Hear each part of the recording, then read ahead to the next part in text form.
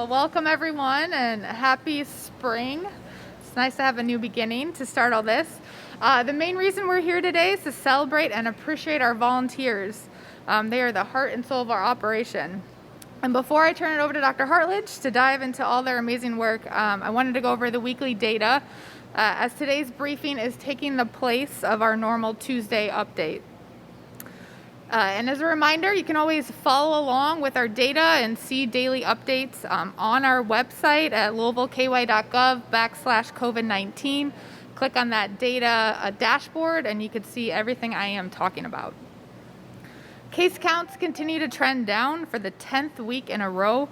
We are still in orange with 793 cases added last week, 54 less than the previous week. This number is starting to plateauing a little bit. So just another reminder and reason to make sure we're all getting tested regularly. If you're not vaccinated yet, wearing your masks and avoiding large gatherings. 111 people are currently hospitalized with COVID and 24 are in the ICU. And 7 families lost a loved one last week, which is the lowest weekly report out since last summer for weekly deaths. While this is a huge milestone, it's still 7 too many now that everyone over 60 and those with chronic medical conditions qualify for vaccination. We know that these 7 deaths can be prevented going forward. On a positive note, we continue to see increasing number of people getting vaccinated every week. 31,000 people received their first dose in Jefferson County last week, and 12.3 thousand got their second dose. In total, 103,000 have completed the 2-dose series, and 209 have received at least their first dose.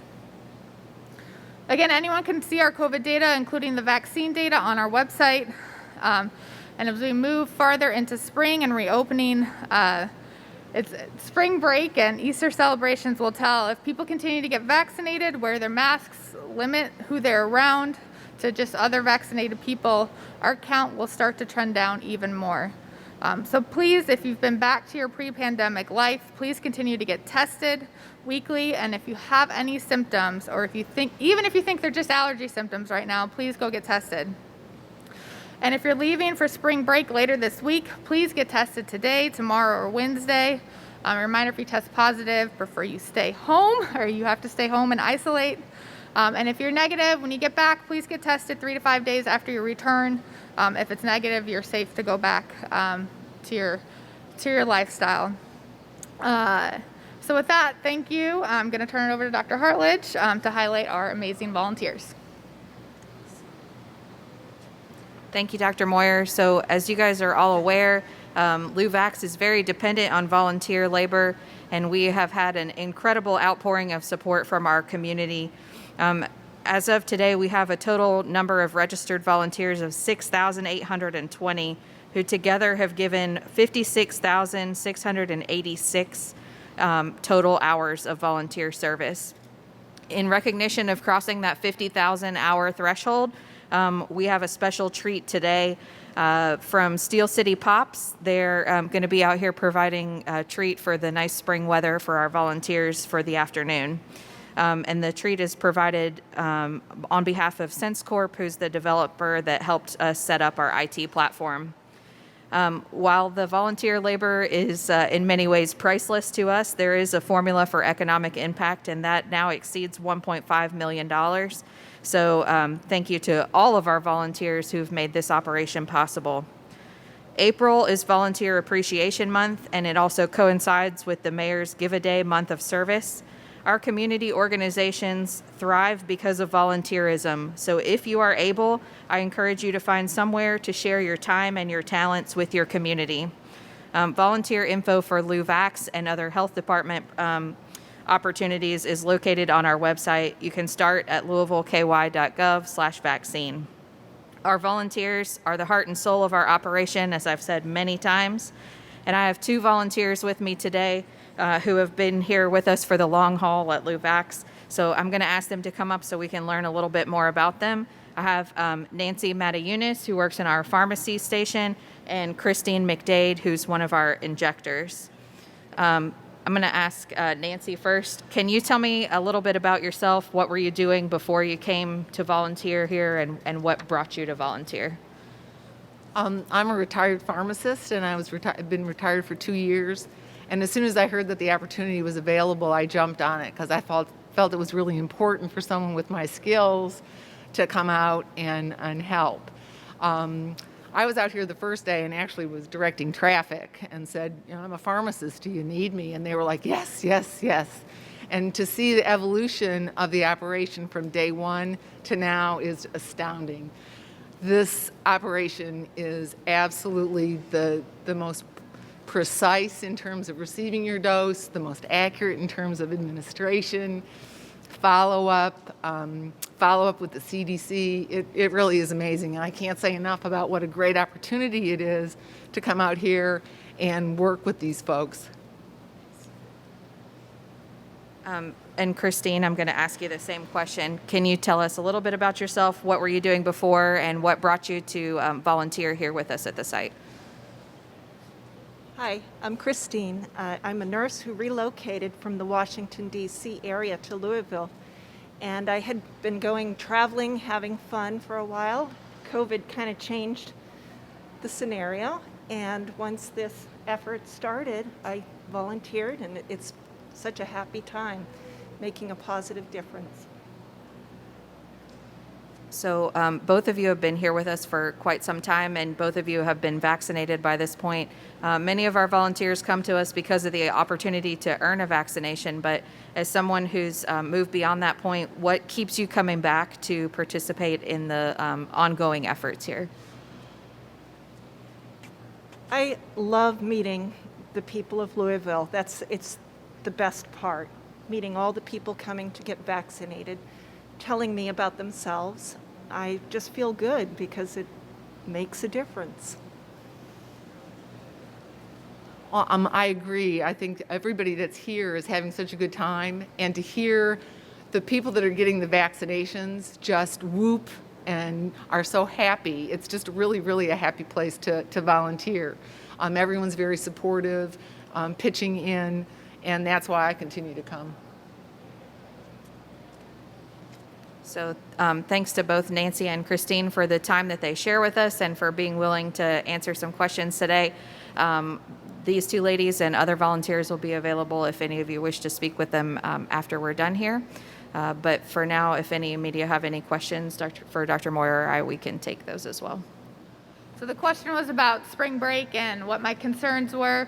I think just like 4th of July last year and fall break and Thanksgiving, concern is that case count can increase after people travel and interact with people that they don't interact with on a day-to-day basis. So just encourage to prevent that, making sure that no one is traveling if they are positive. So encourage everyone to get tested before they leave. And then just make sure you don't catch anything while you are away. Get tested as soon as 3 to 5 days after you get back.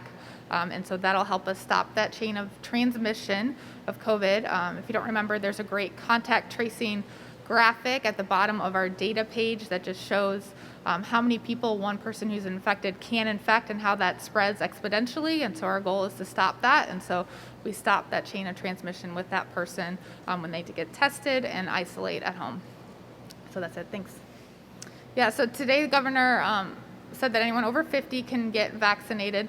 This is in addition to all of our essential workers, those over 60, as well as healthcare workers, teachers, all those groups of people. So expect it'll open it up. More people, if they're over 50, automatically realize they're vaccinated. And so encourage them to go on our website to find where all of the sites are taking registration. The LouVax site here continues to focus on filling the gaps with some equity measures, so making sure we're getting our essential employees vaccinated mostly through rosters through here, as well as phone sign up. If someone does not have internet access, having trouble navigating the system, can call and get scheduled as well. And so it's open, widespread. Just encourage everyone to look, and there should be a spot. So we did have some concerns that we would see volunteer drop off when more people became eligible. We do still have a number of younger folks out there who are not yet eligible through other means who are coming to volunteer for that purpose. But we're also happy to see some of our faces from early in the effort. Many people who came through and volunteered in January, for example, and said, I had a great time. I'd like to come back and volunteer some more. I want to make sure there's a spot for someone who's trying to earn their vaccine, but please let me know if you need more help. And we're seeing many of those people come back through now. Jenna, over my shoulder here, is our volunteer coordinator who does an excellent job making sure all those roles are filled. And we are still able to fill all the roles that we need to get through the day in terms of the volunteer labor. It's about 100 per shift.